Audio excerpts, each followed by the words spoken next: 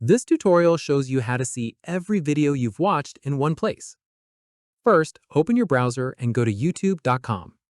After that, sign in to your Google account. From there, click on your profile icon at the top right. At this point, click on History from the drop-down menu.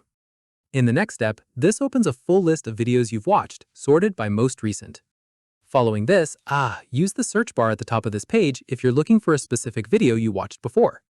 Once done, click on any video within this list to watch it again directly. From here, if you'd like to remove a specific video from your history, hover over it and click the X icon that appears. At this stage, keep in mind this only removes that one video, not your entire watch history.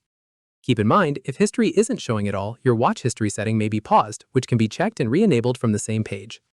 Finally, exit back to your home screen once you've reviewed your watch history.